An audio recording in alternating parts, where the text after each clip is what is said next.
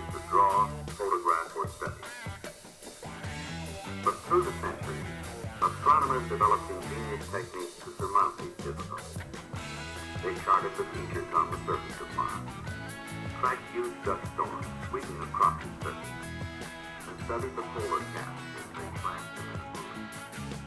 So I came across this launch by this Atlas rocket completely by accident, looking into something else.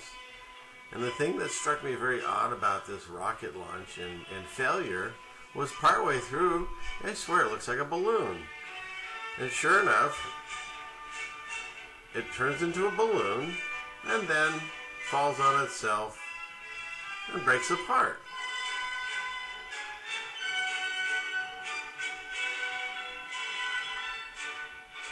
Weird. Just as a side note, NASA is the largest consumer of helium in the world, has one of the largest holding tanks, I believe, and you can do your own conclusions. Yeah, maybe they use it for different rocket fuels and so forth, but I just find it interesting. We're talking about balloons. So, anyways, moving on. So I looked into the Mariner program. It was a 10-mission program that went for a little over 10 years, from 62 to 73. There was multiple satellites that they launched. It was to look into Mars and also Mercury and Venus. They just numbered them 1 through 10, I believe, and then they went on from there. There was some drama. I think 8 blew up on the launch pad, and there was some issue with 6 and 7 needing to share data or save one with new transmission. I don't know. You can look into all that. I do know that the whole program cost $554 million in 1960 monies, which would be equivalent to about a little over $4.5 billion. So even back then, NASA was getting really good money, I would say.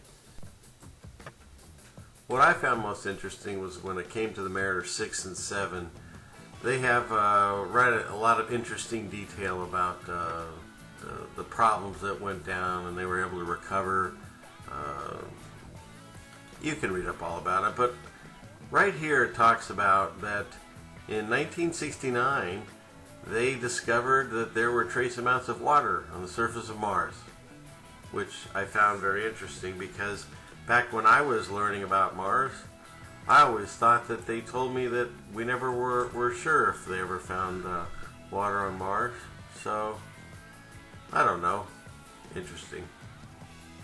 So as I went further to the Mariner 8, I ended up getting to the Mariner 9, which I started noticing a pattern. All of these Mariner satellites looked very similar to something I'd seen before. And I couldn't quite put my thoughts on what it was. It was something I'd seen that was very familiar about what I was looking at. And then it hit me. I remember seeing it on this website to put in my living room.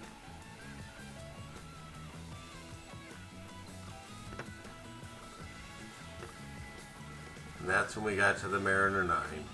And the Mariner 9 looks like this. And let's get real, people. It's a ceiling fan. Jump. Cut. In any case, that's when I discussed and when I just discovered about this whole odd Mariner satellite program.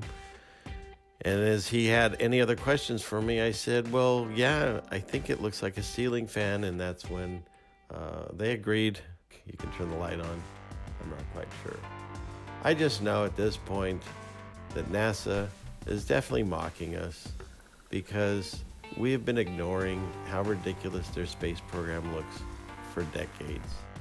And if you don't believe me, look into the Moonlander and the ridiculous animation of the docking in space.